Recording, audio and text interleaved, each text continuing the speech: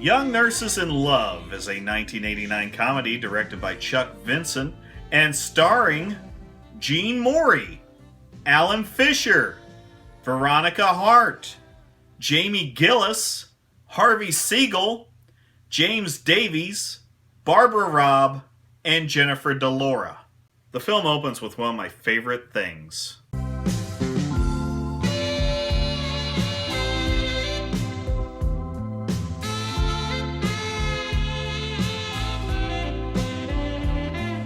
Hot 80s sax.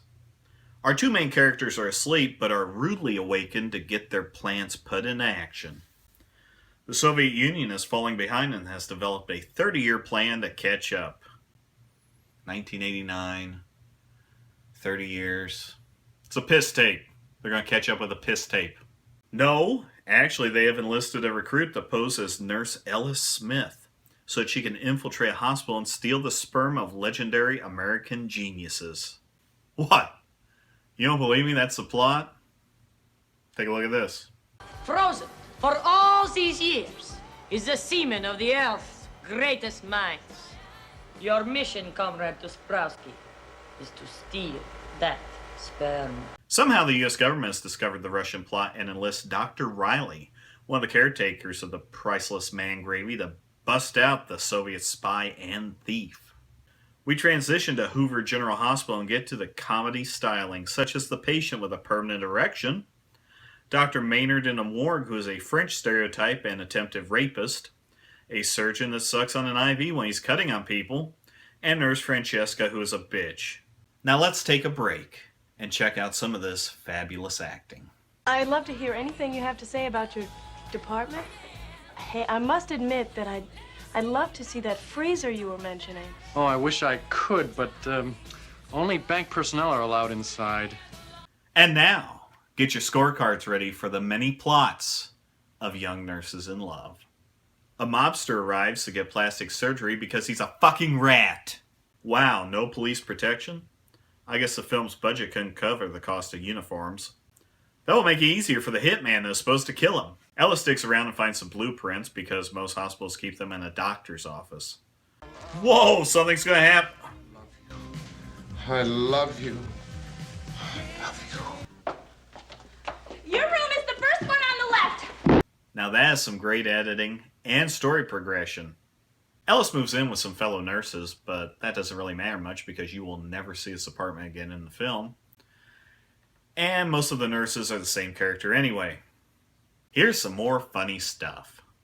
A starlet comes in for more breast implants. Nurse New here. I'm Twin Falls, but my friends call me Miss Falls. I'm Alice. Nice to meet you, Miss Falls. Miss Falls is having another silicone breast implant.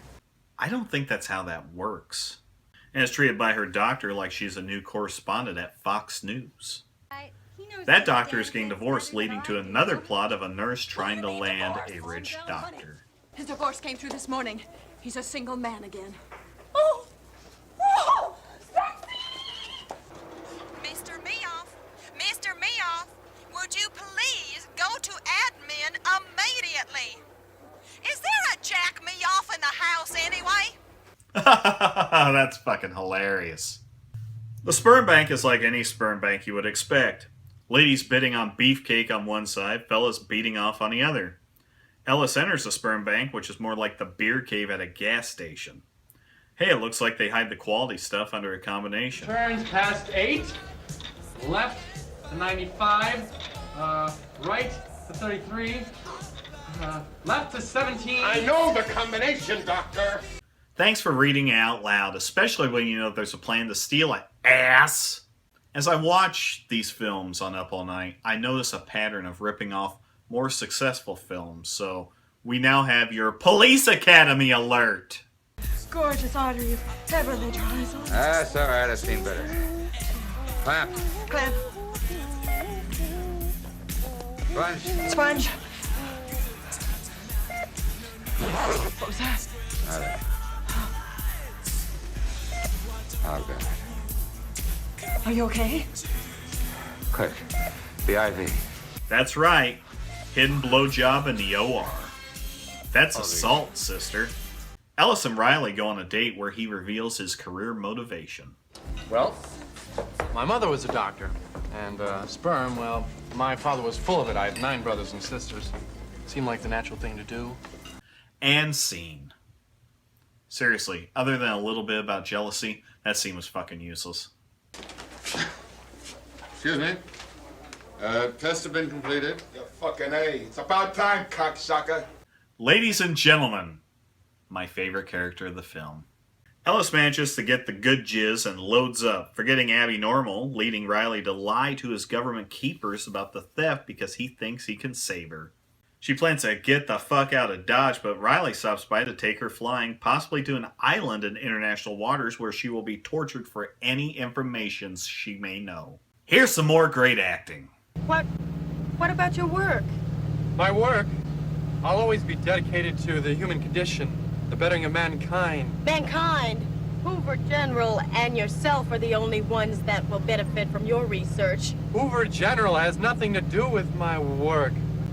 Imagine isolating the genes of the world's geniuses, discovering the secrets locked up in their DNA. It's possible that future generations will be free of ignorance. Free of ignorance? Nope. Ellis, there's just no room for politics in the medical field.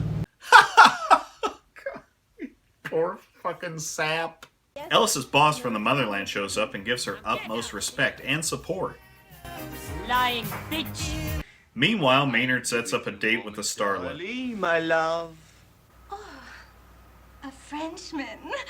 No. A French lover. Oh, a French lover. I've never had a French lover before. Oh no. Please don't do this. This is way over the line.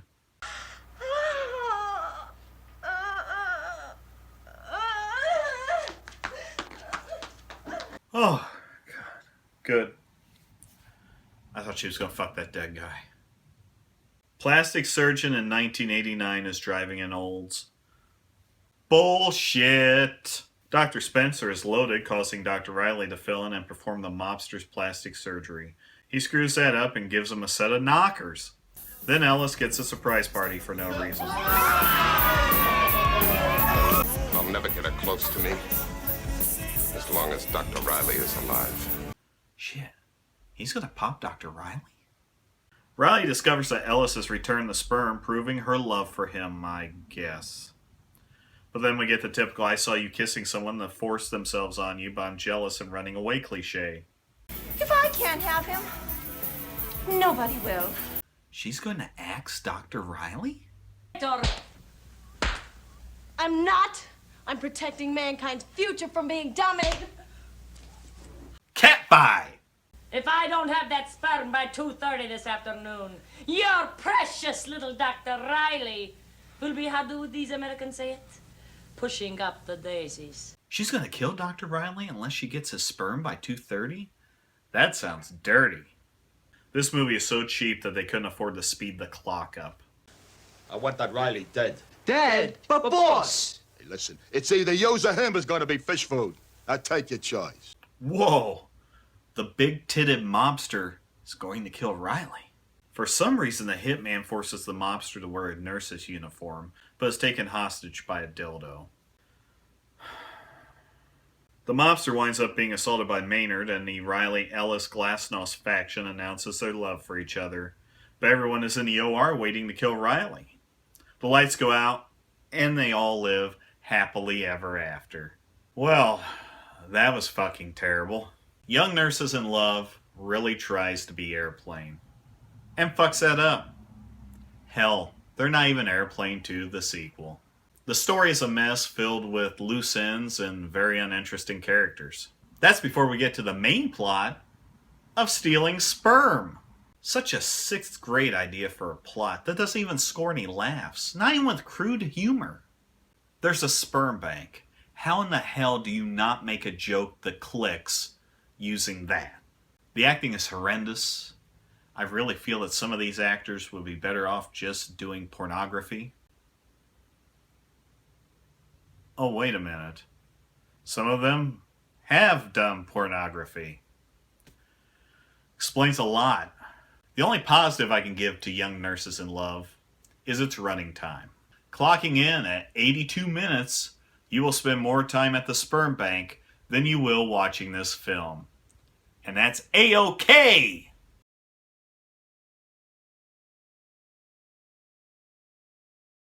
Giddy up, Trigger. Line. Dr. Riley, you know as well as I do that employees are not allowed to use the booth during business hours. Now get back to your desk.